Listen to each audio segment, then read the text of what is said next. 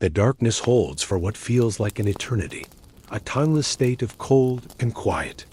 But then, a subtle shift occurs, a change in the quality of the blackness to the east. It is not yet light, but a lessening of the dark, a thinning of the night's fabric. The horizon, once invisible, begins to etch itself as a faint gray line against a slightly less gray sky. And then it comes, the sound that defines your world, the sound that imposes Roman time upon the natural rhythms of this wild land. The deep, resonant call of the bushina, the military horn, cuts through the dawn mist from the fort behind you. It is a mournful, powerful sound that echoes off the stone faces of the barracks and the headquarters building, rolling along the length of the wall itself. It signals the end of your watch and the beginning of another day of duty. You feel a familiar sense of relief, a loosening of the tension in your shoulders that you hadn't even realized was there. You wait for your replacement, another cloaked figure emerging from the gloom, and exchange the password for the morning. A quiet murmur in the cold air. Your duty fulfilled, you descend the narrow stone steps of the turret, your hand trailing along the cold, damp wall. You step out onto the walkway that runs along the top of the wall, a path some 10 Roman feet wide, broad enough for a patrol to march comfortably. The world is slowly revealing itself in shades of gray and muted green. The mist, so common in this northern climate, clings to the hollows of the landscape and drifts in slow, ghostly tendrils over the hard gray stone of the wall. The land to the north is no longer a formless void. You can see the rolling, heather-covered expanse now, the dark, peaty soil, the occasional rocky outcrop. It is a vast, empty landscape, beautiful in its own stark way, but it holds no comfort for you. It is alien, and it feels hostile, even in the growing light. You begin the walk back towards the main fort, your hobnailed sandals, As you approach the main fort, the sounds of life grow. You can hear the distant, rhythmic clang of a hammer on an anvil from the fabrica, the workshop where the smiths are already at their work. You see smoke beginning to rise from the chimneys of the bathhouse and from the conical tops of the bread ovens. Other soldiers are emerging from the long, low barrack blocks, their movements still stiff and slow in the cold morning air. They pull their cloaks tighter around them, their breath pluming in the chill. The sounds are muted, absorbed by the damp air, the shuffle of sandals on the gravel of the Via Principalis, the main street of the fort, a low cough from a doorway, a quiet murmur of voices speaking in a dozen different accents, all smoothed over by the common tongue of military Latin. The air carries a complex blend of smells. There is the sharp, clean scent of wood smoke, the damp, loamy smell of the earth, and the faint, ever-present acrid smell from the communal latrines. A building you try to walk past as quickly as possible. You are returning to the heart of your world, this small, ordered rectangle of Roman power dropped into the middle of a vast wilderness. It is a place of rigid discipline and monotonous routine, but after the profound loneliness of the night watch, its predictability is a comfort. You are no longer a solitary sentinel on the edge of nothing. You are once again a part of the machine. You reach the long, low building that is your barrack block and push aside the heavy leather flap that serves as a door to your room. The transition from the cold, open air of the fort to the close atmosphere of the barracks is immediate and visceral. The air inside is thick, heavy with the accumulated smells of 8 sleeping men.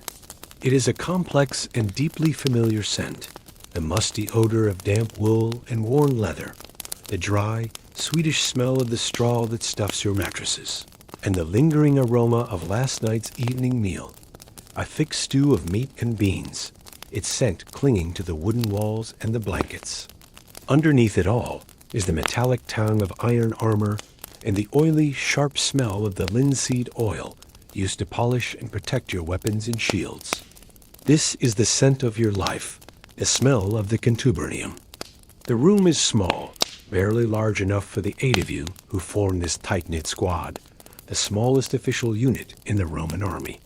Your 7 comrades are stirring in the gloom. Light is minimal, filtering in weakly through a small, high window set near the roof, casting the room in a murky twilight. Along the walls are the simple wooden bunks where the men sleep. In the front part of the 2-room space, shields are stacked neatly, their curved surfaces painted with the emblem of your cohort, the first cohort of Tungrians. Helmets are placed carefully on top of wooden chests that hold your few personal belongings. Your spears, or hasta, lean in a corner, their points gleaming dully in the dim light. The sounds are intimate and close. The soft rustle of straw as a man turns over on his bunk. A quiet groan as another sits up, rubbing the sleep from his eyes. The soft clink of a belt buckle as someone begins the process of dressing. From the corner, you hear the low, gravelly voice of your decanus, the senior man in the squad, not an officer, but the one who leads by experience, giving a quiet order to rouse the last of the sleepers. These 7 men are your family now. They are your contubernales, your tent mates, a term that harks back to the days of the marching legions, when you would have shared a single leather tent on campaign. You come from different corners of the empire. You are a Tungrian from Belgica. Marcus is a wiry, dark-haired man from the mountains of Hispania. Sextus is a Gaul, broad-shouldered and quick to laugh. The others are locals, Britons recruited from the tribes around the wall, their fathers perhaps having served in this very cohort. You speak different native tongues. You worship different gods in your heart. But here, you are one. You are bound together by a bond forged in shared hardship, in the soul-crushing boredom of garrison duty, and in the sharp, metallic taste of fear during a skirmish. You know each man's habits, his moods, the way he snores in the dead of night. You know who is careful with his pay, and who gambles it away on dice games in the sea. Vicus, there is no privacy in this life, only a deep, unspoken camaraderie that is the bedrock of your survival. It is a deliberate creation of the Roman military system, a way to ensure unit cohesion, to forge a surrogate family that will hold a man steady when his nerve threatens to break. You might share a quiet joke in the broken, functional Latin that is the common language of this diverse army, a brief moment of warmth before the formal duties of the day begin.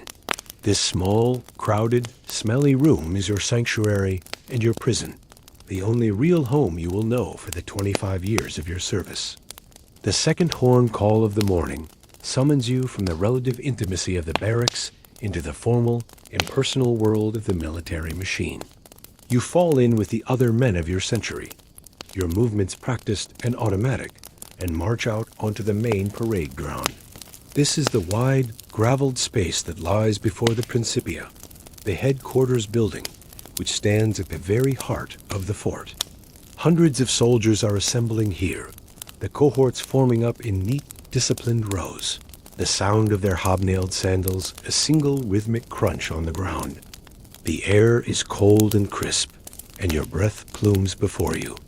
You feel the familiar, comforting weight of your full kit, the lorica segmentata, but it is reliable and has served the army for centuries. Your iron helmet of the Gallic type presses down on your head, its cheek guards framing your face, its neck guard protecting you from a downward blow. On your left arm, you carry your large, oval shield, the clipus, its wooden surface covered in leather and bound with a metal rim. On your right hip, the heavy pummel of your gladius, the short sword, bumps against your leg, and on your left, the dagger, the pugio, is a reassuring presence. The centurion of your century begins his inspection. He is a man named Longinus, a career soldier who has served on 3 different frontiers, a man whose face is a roadmap of old scars and whose eyes miss nothing. He walks slowly down the line, his vine staff, the symbol of his rank and his primary tool of discipline, tucked under his arm. His gaze is intense, analytical. He spots a loose strap on a sandal, a trace of rust on a helmet's rim that was missed in the pre-dawn cleaning, a flicker of inattention in a young recruit's eyes. A sharp word, a tap with the vine staff, is enough to correct the fault. The silence among the ranks is absolute, tense, broken only by the centurion's clipped commands and the rhythmic clinking of armor and equipment as he moves. This daily ritual is not just about ensuring the readiness of equipment. It is about reinforcing the hierarchy, about reminding every man of his place in the great, unthinking organism of the legion. It is a process of erasing the individual to create the soldier. Here, you are not a man with hopes and fears. You are a component, a number in a strength report, a functioning part of a weapon. Then comes the most sacred part of the morning muster. From the central hall of the Principia, the standard bearers emerge. They carry the cohort's insignia, perhaps a sculpture of a Capricorn or a Pegasus, gleaming in the morning light. If a full legion were present, they would be led by the aquilipher, the bearer of the sacred eagle, the very soul of the legion. These standards are not mere flags. They are objects of intense religious reverence, kept in the aegis, the shrine at the back of the headquarters building, alongside the chest containing the soldier's pay. To lose a standard in battle is the ultimate disgrace. As the standards are planted before the assembled troops, a command is given.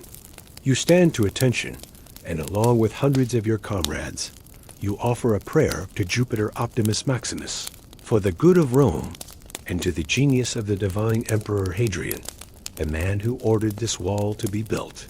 It is a public, mandatory display of loyalty, a binding of the army to the gods and to the state. With the inspection complete and the gods honored, the duties of the day can begin. From the parade ground, your century marches to the campus, the training field, a wide, open space of packed earth located just outside the fort's walls. The air here is filled with the sounds of exertion and the relentless barking commands of the centurions. This is where the Roman army is forged, not in the heat of battle, but in the endless, mind-numbing repetition of daily drills. Even though you are a veteran of several years, with the dust of the frontier ingrained in the lines of your face, you are subject to the same rigorous training as the newest recruit. There is no exemption for experience.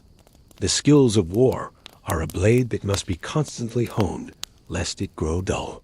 You spend the first hour on formation drills, marching, wheeling, advancing, and retreating, all in perfect unison with the men of your century. The goal is to move as a single, cohesive block, your shield locked with the shield of the man next to you, your movements instinctive and immediate, responding to the sound of the horn or the centurion's call without a moment's thought. It is this discipline, this ability to hold a line under terrifying pressure, that gives the Roman army its edge over the wild, individualistic charges of the northern tribes. After the formation practice, you move to the individual drills.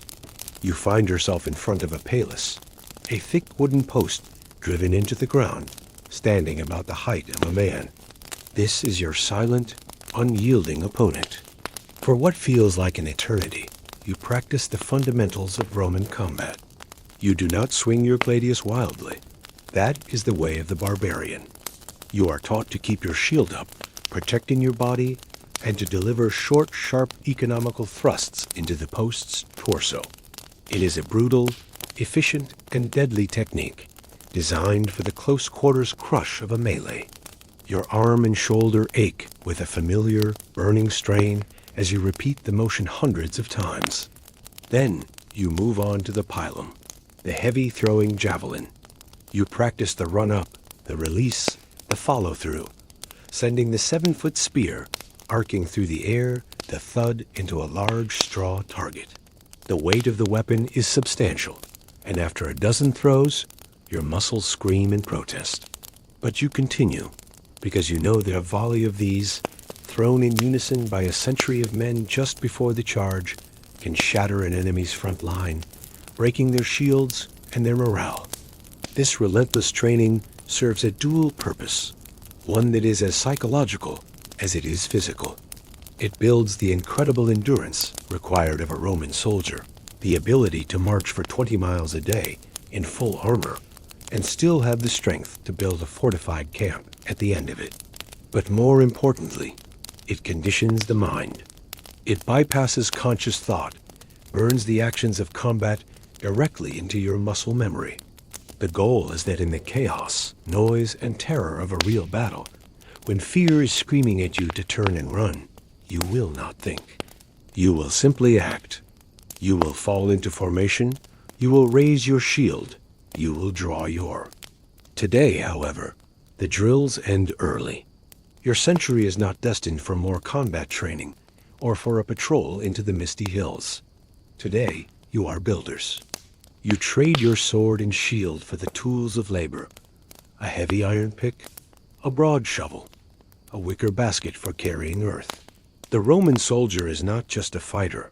He is an engineer, a mason, a digger, a road maker. The very empire you serve is built as much on the sweat of its soldiers as on their blood. Your task for the day is a section of the wall itself, a few miles west of the fort. Not the great stone curtain wall that marks the most dramatic stretches of the frontier, but the older turf wall, built in the first phase of construction before the plan was changed. In this damp climate, the packed earth and sod slumps and erodes, constantly demanding repair and maintenance. It is a never-ending task, like painting a bridge that begins to rust at one end before you have finished at the other. You march out of the fort in a long column, the tools resting on your shoulders. The work is heavy, monotonous, and unforgiving. Under the direction of your centurion and a military architect, you begin to dismantle the sagging section of the wall. You swing your pick into the dense, peaty soil, the shock of the impact traveling up your arms. You shovel the heavy, wet earth into baskets, which are then passed down a line of men to be dumped and reformed. You cut fresh blocks of turf from the surrounding ground, the spade slicing through the thick mat of grass and roots. Then you begin to rebuild, stacking the new turf blocks neatly on the original cobblestone foundations, their grassy sides facing out, just as the soldiers of the 6th Legion Victrix did 60 years ago when they first raised this barrier. The air is thick with the smell of damp earth and the sound of grunting labor, the rhythmic thud of picks, and the scrape of shovels. As you work, you are acutely aware of the sheer, mind-boggling scale of this enterprise. The wall, a combination of stone and turf, stretches for 80 Roman miles from sea to sea, a man-made mountain range imposed upon the landscape. It was surveyed and built in sections by 3 entire legions, some 15,000 men, over the course of at least 6 years. It is the most audacious and impressive piece of military engineering on any of Rome's frontiers. Your small repair, this tiny patch on a vast tapestry, feels insignificant, yet it is essential. Without constant maintenance like this, the wall would crumble, swallowed back into the landscape it was meant to dominate. You are working in the open, exposed to the elements. The wind that blows across the Northumberland landscape is relentless, tugging at your tunic and chilling you to the bone. A fine, cold drizzle begins to fall, not heavy enough to stop the work, but enough to turn the ground to a slick mud and make the turf blocks heavy and slippery in your hands. All around you is the vast, empty beauty of the land, the rolling hills and the dramatic, dark escarpment of the wind sill in the distance. It is a landscape of profound and lonely beauty, but it is not your own. Your labor is a direct act of colonization, a physical imposition of Roman order. With every shovel full of earth, with every block of turf you lay, you are taming this wilderness, reinforcing the line, and perpetually recreating the frontier. A welcome blast from a horn signals the midday break. The centurion calls a halt to the work, and you gratefully drop your tools. You and the other 7 men of your contubernium find a spot to rest, huddling together in the lee of the partially repaired wall, seeking what little shelter you can find from the persistent wind and drizzle. You open the leather satchel that holds your rations for the day. The meal is, as always, simple, functional, and unchanging. Today, It is a thick, heavy porridge of wheat, known as pulse, which was cooked in the barracks this morning and carried out to the worksite in a communal pot. It is bland, gritty, and lukewarm, but it is filling and provides the energy needed for a day of hard labor. You eat it directly from your own small wooden bowl, scooping it up with a simple bronze spoon. To wash it down, you unstop your water skin and take a long drink of. This is not the food of your home in Belgica. You remember meals of roasted pork, of fresh cheese and soft bread, of sweet fruit from the orchards. The memory is a faint, pleasant ache. The army diet is not designed for pleasure or comfort. It is a marvel of logistics, designed for maximum efficiency, storage, and transport. The entire military machine runs on grain, vast quantities of it, stored in the immense Utristoria, the granaries that are among the most important buildings in any fort. Each fort is supposed to maintain a 6-month supply, a bulwark against siege or a disruption in the supply lines from the south. The monotonous taste of your daily meal is a direct physical consequence of this imperial strategy. While your commanding officer, the prefect, and his wife might dine on finer fare, oysters sent from the coast, chicken, and wine from Gaul or Spain, all recorded on their household accounts, your sustenance is a matter of cold, hard calculation. You are a unit of energy to be fueled for the day's work. This brief respite is a rare moment of unstructured time in your highly regulated day.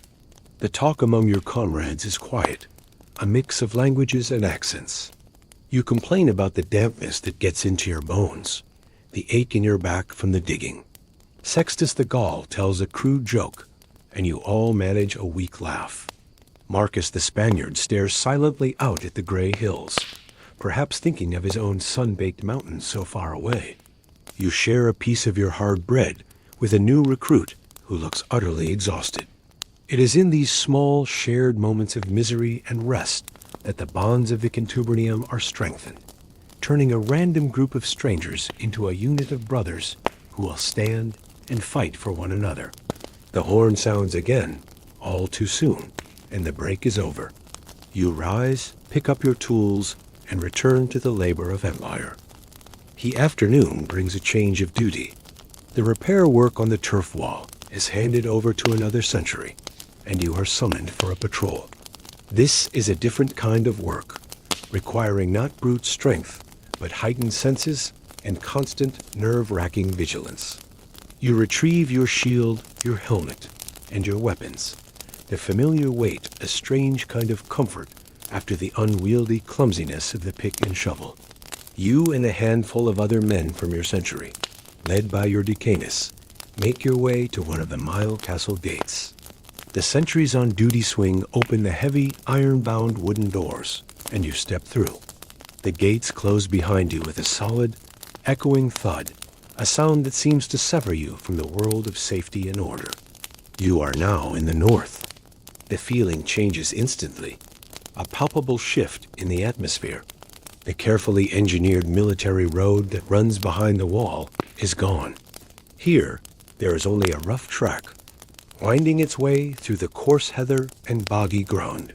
You are moving through an untamed landscape, a territory of the Caledonian tribes and their allies. This is not a simple wilderness. It is an inhabited land, but one whose people live by rules you do not understand. Your senses are stretched to their limit.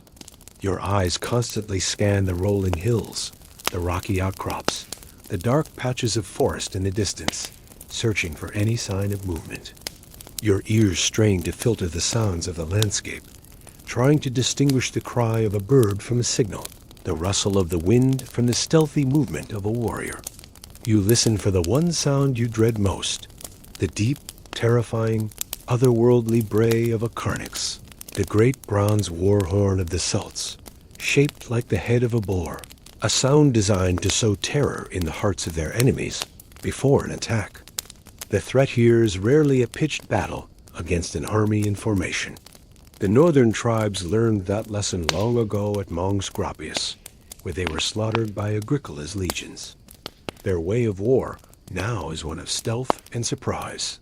They are masters of guerrilla tactics, of using the landscape for cover, of melting away into the mists and hills, only to reappear for a sudden, brutal ambush on an unwary patrol or a slow-moving supply train.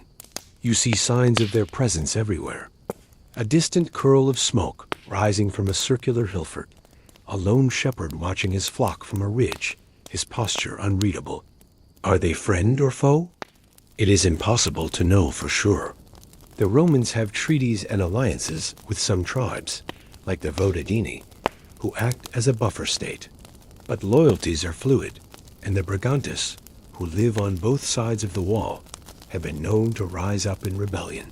Your patrol's purpose is not to seek a fight, but to be seen. It is a projection of power, a reminder that Roman authority does not end at the stone and turf barrier. You are the eyes and ears of the fort, gathering intelligence, observing movements, and ensuring that no large raiding party can gather undetected. After a few tense, exhausting hours of this heightened awareness, your decanus gives the signal to return. The sight of the wall rising up before you is a profound relief, a solid, reassuring line of civilization in the wild. Passing back through the mile castle gate, hearing it boom shut behind you, feels like stepping from a world of shadow and uncertainty back into the clear, hard light of the Roman world. With your duties for the day finally complete, you are granted a few precious hours of free time before the evening meal and the setting of the night watches. You do not stay within the rigid, geometric confines of the fort. Instead, you pass through one of the smaller side gates and enter the sprawling, chaotic settlement that has grown up against its southern wall, the Vicus. The moment you step inside, the atmosphere changes completely.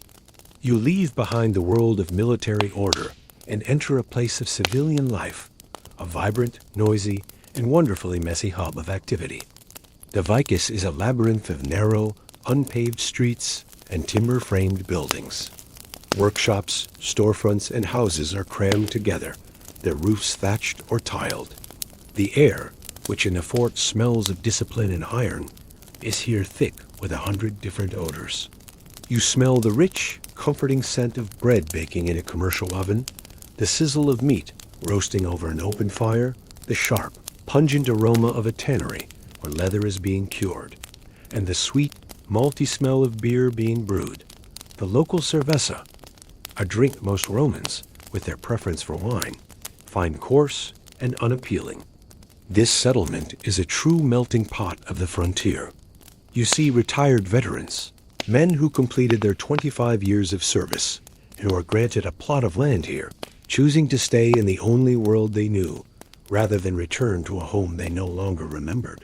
They live here with their British wives and their children, who speak a mix of Latin and the local Celtic tongue. You see merchants from Gaul, their stalls piled high with imported pottery, wine amphorae, and fine cloth.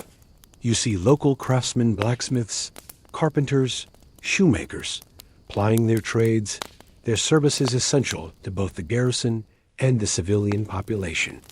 And you see the families of soldiers who are still serving, their wives and children creating a semblance of normal life in the shadow of the fort. You might even catch a glimpse of the prefect's wife, Claudia Severa, walking with her slave, perhaps on her way to purchase some luxury item or to visit her friend, Sulpicia Lepidina, the wife of another commander. You and your contubernales make for a familiar tavern, a low-ceilinged, smoky room filled with the sound of loud conversation and laughter. Here, the strict discipline of the fort is temporarily forgotten. You buy a cup of cheap, sour wine with one of the few denarii you have left from your last payday. In a corner, a group of off-duty soldiers is hunched over a game of ludus latrunculorum, a game of strategy similar to drafts, their expressions intense. At another table, you hear the clatter of dice on a wooden board, followed by a groan or a shout of triumph. This place, and the Vicus as a whole, is an essential escape valve. It provides the goods, the services, and the entertainment that make life on the frontier bearable. It is a symbiotic world. The Vicus exists only because of the money and the needs of the soldiers. And the soldiers rely on the vicus for a taste of life beyond the barracks. It is in this messy, vibrant, hybrid space that the frontier ceases to be just a military posting and starts to become a home. As the light begins to fade, you leave the noise and warmth of the tavern and walk through the quieter streets of the vicus. On your way back towards the fort, you pause before a small, unassuming building set back from the main thoroughfare. This is a place of worship, but not the grand, open temple dedicated to Jupiter, where official state ceremonies are held.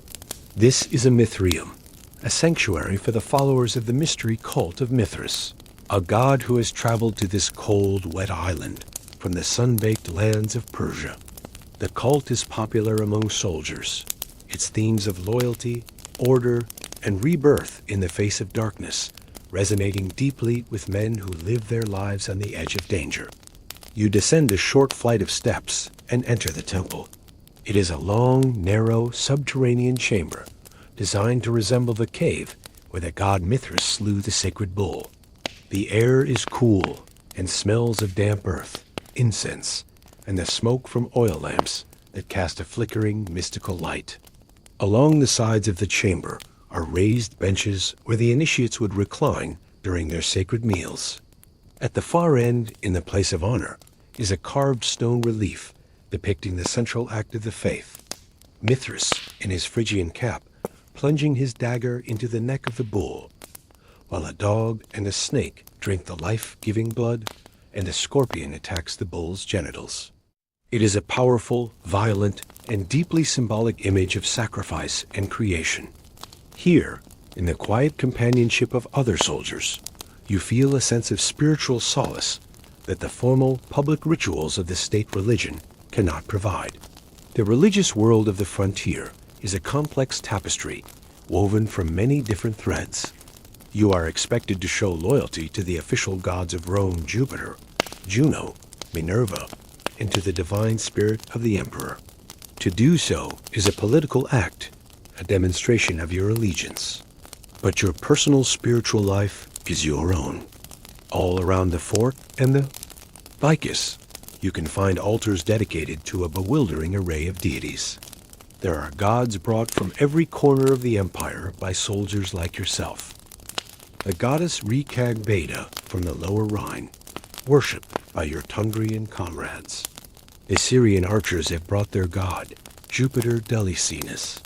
And there are the ancient local gods of this land, the spirits of the hills, the streams, and the forests.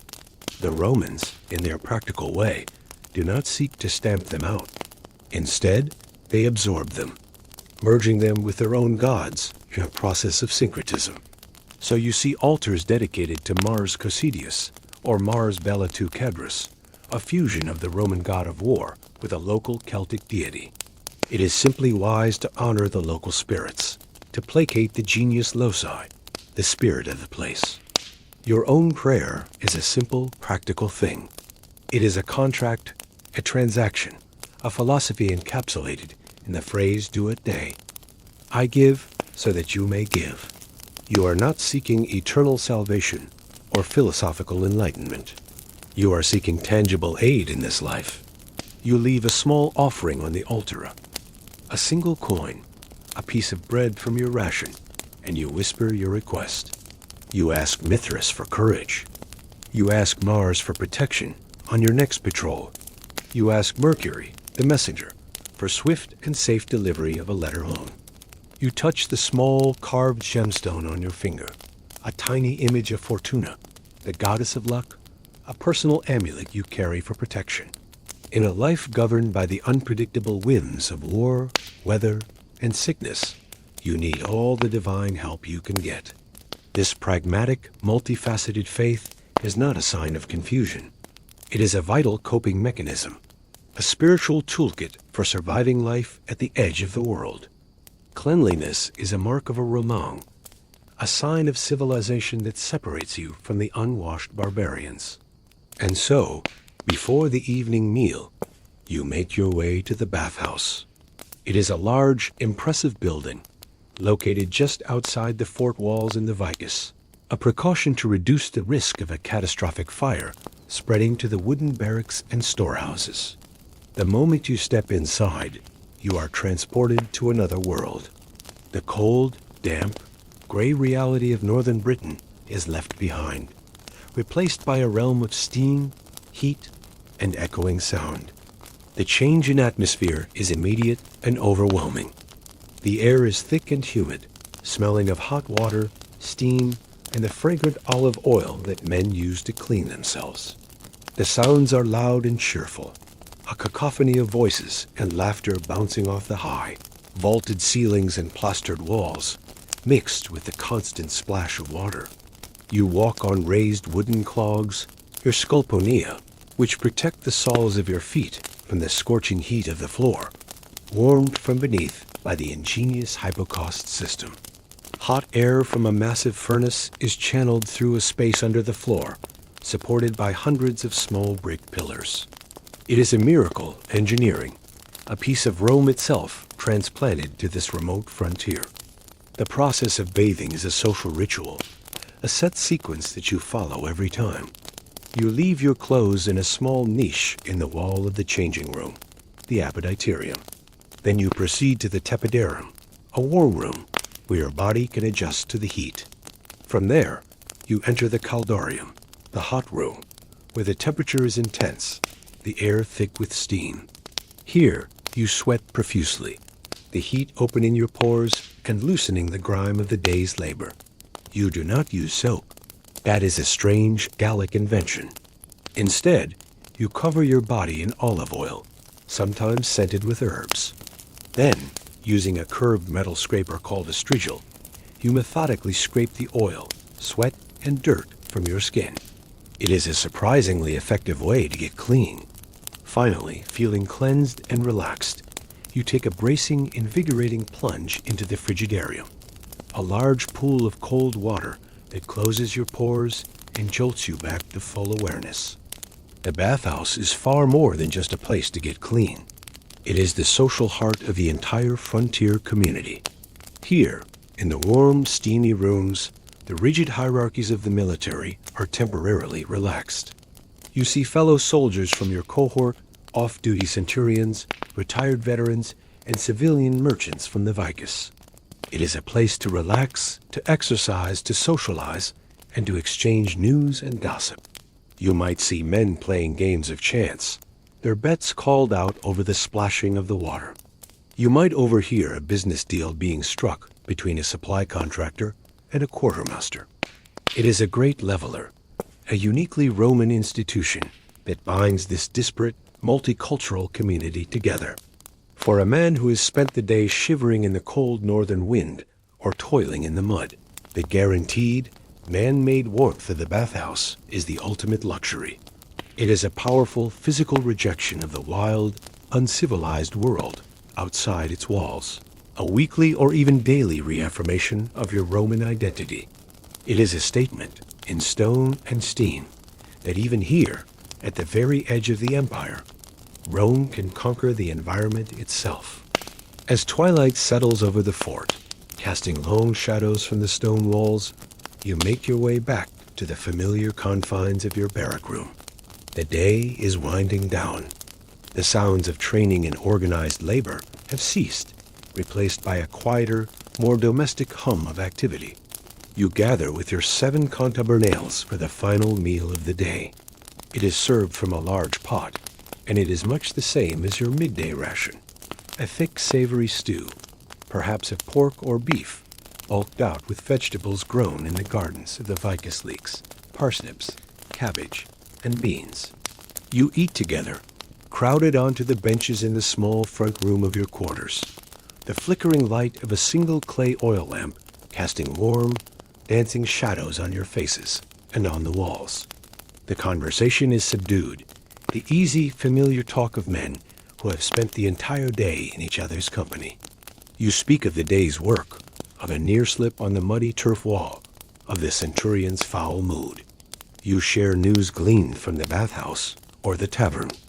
After the meal, the evening settles into a comfortable routine. This is your time, the the few hours that are not dictated by the blast of a horn or the shout of a commander. Each man has his own small tasks, his own ways of passing the time. A few of the men, those who still have a coin or two left, start a quiet but intense game of dice on a corner of the floor, their whispered curses and triumphant grunts a familiar soundtrack to the evening. Another soldier sits by the lamp, carefully sharpening the edges of his glaive with a whetstone, a rhythmic, scraping sound a soothing meditation. You take out your own kit, a piece of soft leather and a pot of oil, and begin the methodical process of cleaning and conditioning your sandals and the leather straps of your armor. The repetitive motions are a comfort, a small act of order and control in a life that is largely out of your hands. The room is filled with these small personal rituals of maintenance.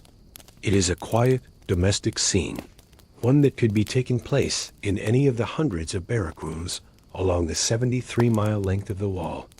Outside, the fort grows quiet. The hammering from the workshop has stopped. The main gates have been closed and barred for the night. The only sounds from beyond your leather door are the distant, lonely call of the sentry on the wall, marking the passing of another hour, and the steady, rhythmic crunch of the night patrol's sandals on the gravel of the Via Quintana. As the evening wears on, men begin to unroll their straw-stuffed mattresses and prepare for sleep. The air in the room grows thick with the smell of the oil lamp and the familiar scent of your comrades. Despite the lack of privacy, despite the cramped conditions and the hardness of your bed, this room has become your home. It is a place of stability, of predictability, of shared experience. For a man who has been uprooted from his homeland and planted on this remote and often hostile frontier, the unwavering, predictable presence of these 7 other men is the anchor of his world.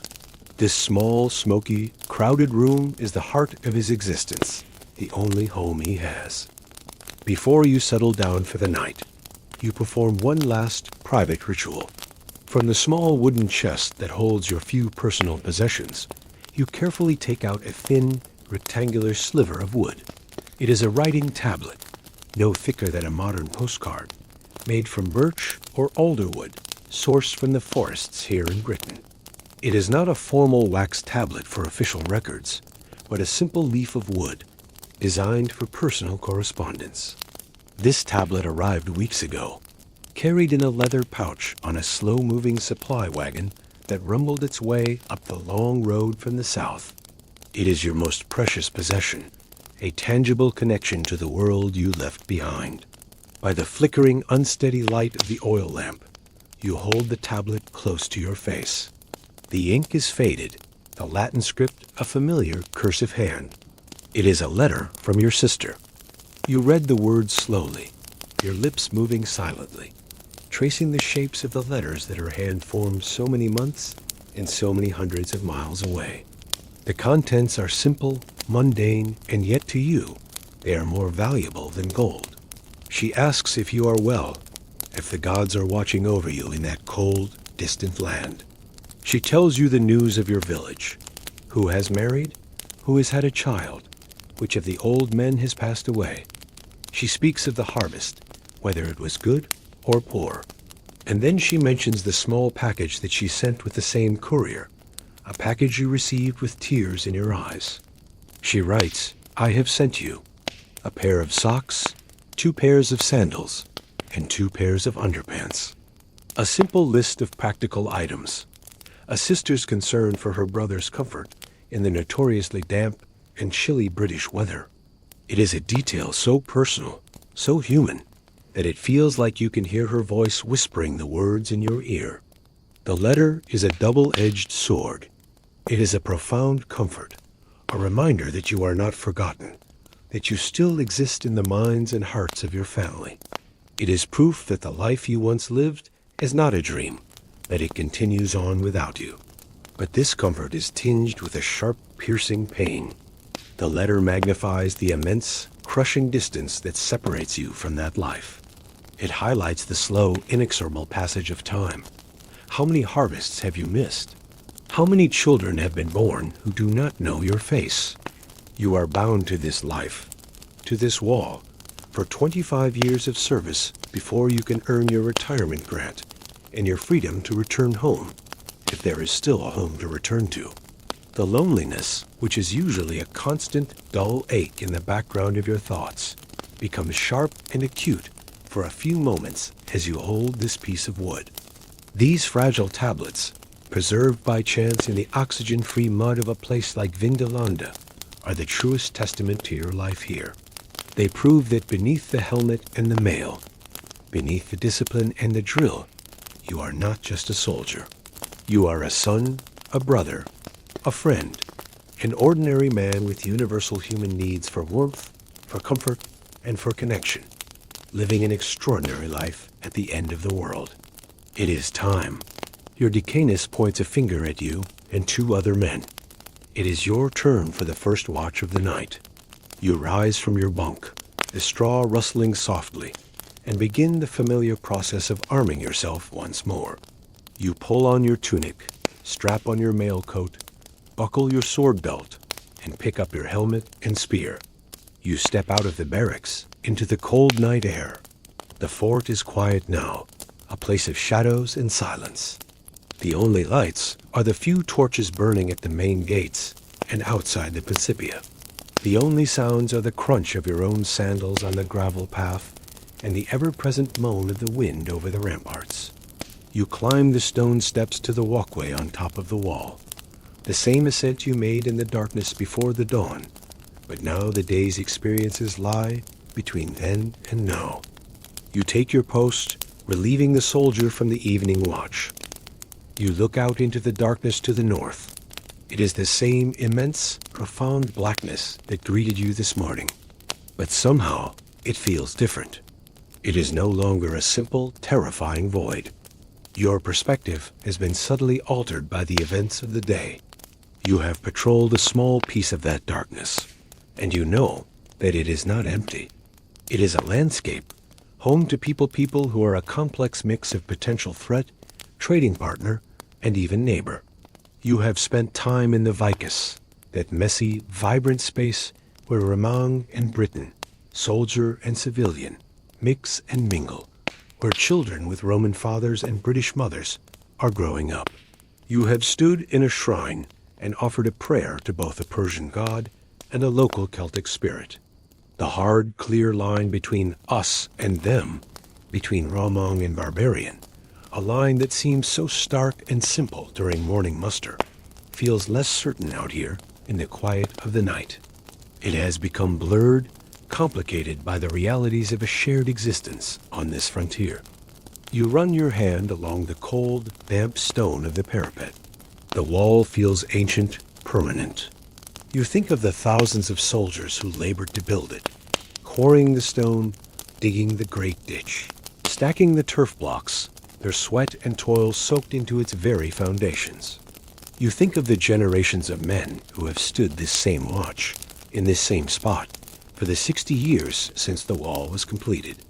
Men from Spain, from Gaul, from Germany, from Syria, all staring into this same northern darkness.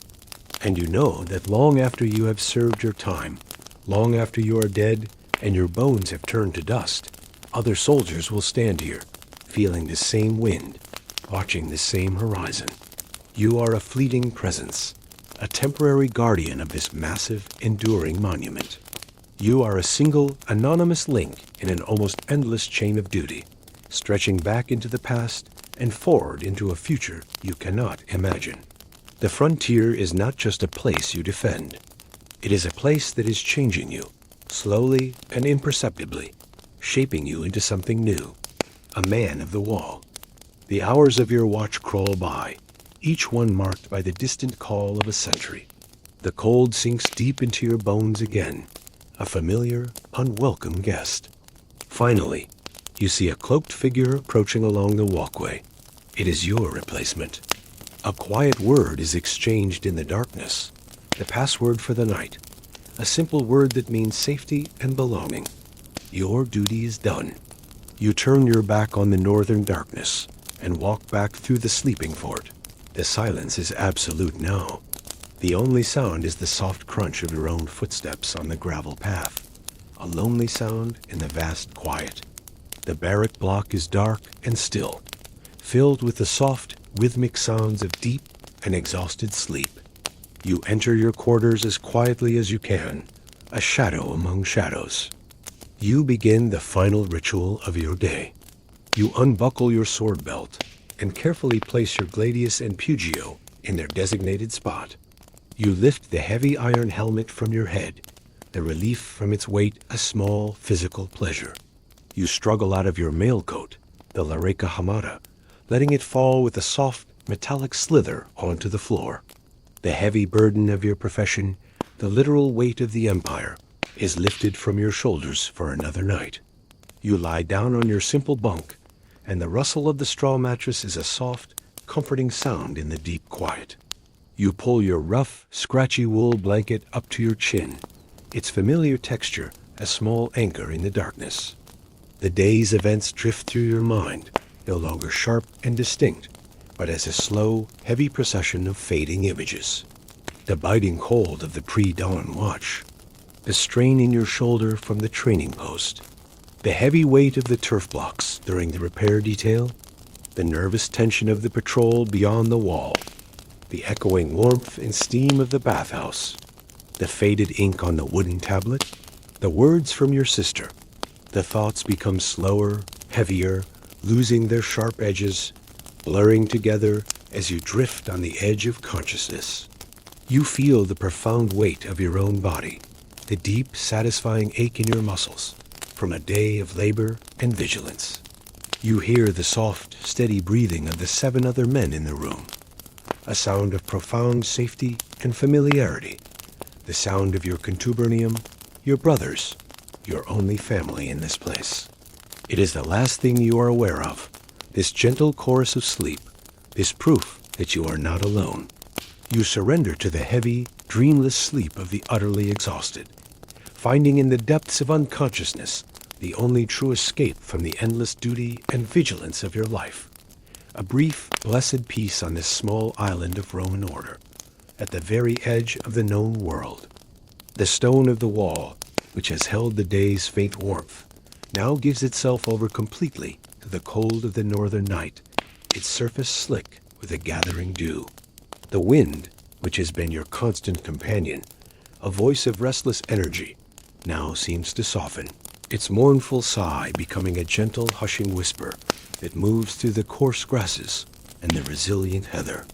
The fort, that rigid rectangle of order and iron will, dissolves into the soft, deep darkness of the Northumberland landscape, its sharp lines blurring, its purpose momentarily forgotten.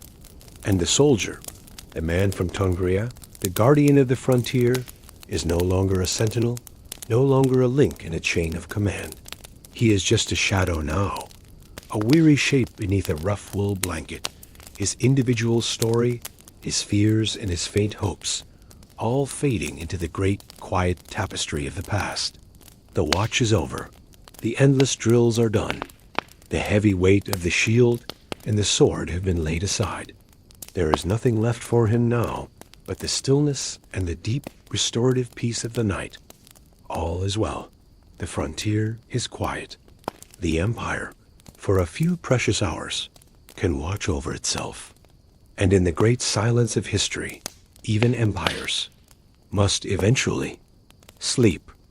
The deepest part of the night is a world unto itself, a separate existence between one day and the next. You are pulled from the shallow depths of sleep, not by a bugle, but by a hand on your shoulder and a low whisper. It is time. The third watch. The hour of the wolf. Your turn to stand upon the spine of the world and stare into the abyss. Leaving the relative warmth of the barracks feels like stepping into a cold, dark sea. The air is a physical thing, sharp and brittle in your lungs, carrying the scent of frost and distant, sleeping forests. Your breath plumes before you, a ghostly signal in the faint torchlight that gutters along the barrack walls. The 7 other men of your contubernium are mere lumps of wool and leather in the darkness, their quiet breathing the only sign of life. You pull your heavy wool cloak tighter, the lanolin scent familiar and vaguely comforting, and make your way toward the stone steps that lead up to the wall's walkway. The handover from the previous watch is a ceremony of whispers. Faces are pale and drawn in the starlight, eyes heavy with the need for sleep. A shared sip from a water skin, the water tasting of leather and metal. A quiet report. All is still. Then they are gone, their footfalls receding into the darkness, and you are left with the immense, profound silence of the northern frontier. You find your designated position between two merlins, the stone still radiating the deep, ancient cold of the earth.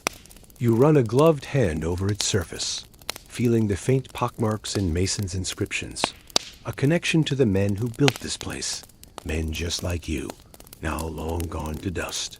Below, the fort is a charcoal sketch, its familiar geometry softened by shadow. A single brazier glows near the praetorium, a tiny ember of Roman order in a vast, untamed wilderness.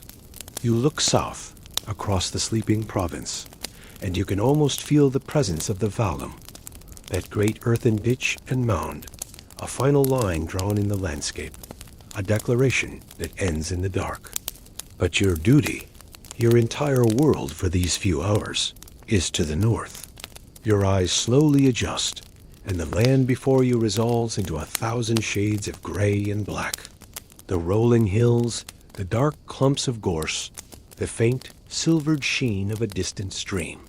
It is a beautiful land, in a severe and unforgiving way. A land that does not want you here. You listen, not with your ears, but with your entire body. You listen for the snap of a twig that is not the frost settling. You listen for the dislodging of a single pebble on the scree slopes below. You listen for the muffled cough of a hidden scout, the low growl of a hunting cat, or the whisper of leather on grass. Most nights, the only sounds are the sighing of the wind as it pours over the edge of the wall and the distant cry of a night bird. The sheer, overwhelming emptiness can play tricks on the mind. A shadow becomes a man. The wind in the grass becomes the sound of a gathering war band. Every sense is stretched taut, a string on an instrument tuned to the key of fear. This is the true psychological toll of the wall, not the battles, but the endless, draining vigilance, the slow erosion of the soul by unending suspicion. To pass the time, you trace the constellations, the same stars that look down on your family's farm in Hispania, a place of sun-baked earth and the smell of olives. The thought is a dull ache, a phantom limb of a life you left behind. You are a ghost here, haunting the edge of your own world. And so you stand, a tiny, solitary figure of wool and iron, breathing the cold air of a hostile land. Your thoughts your only company as you wait and watch for the first faint gray promise of dawn. And so the watch continues, a quiet rhythm of breath and stone under an ocean of silent stars. The cold seeps deeper, a patient and persistent guest, but the mind begins to drift, letting go of the hard edges of the present moment. The great wall fades, its sharp, cold stones dissolving into the soft fabric of a dream. The biting wind softens into a gentle breeze, and the vast, dark landscape of the north recedes, pulling back like a quiet tide, leaving only peace in its wake. The weight of the shield, the grip of the sword, the endless watchful waiting. It all becomes lighter now, less urgent, a story that has been told and can now be laid to rest. The thoughts of distant homes and forgotten faces are no longer a sharp ache, but a gentle, lulling murmur, like a river flowing in some far-off, sleepy valley. The world of the Legionary, with all its harshness and its honor, its endless marching and its quiet camaraderie, melts away into the soft, forgiving darkness behind your eyes. There is only the stillness of your own room now, the gentle rise and fall of your own breathing, a quiet island in the deep, peaceful ocean of the night. The wall has stood for centuries, a silent testament to endurance, but its watch is over now, and you can finally just sleep.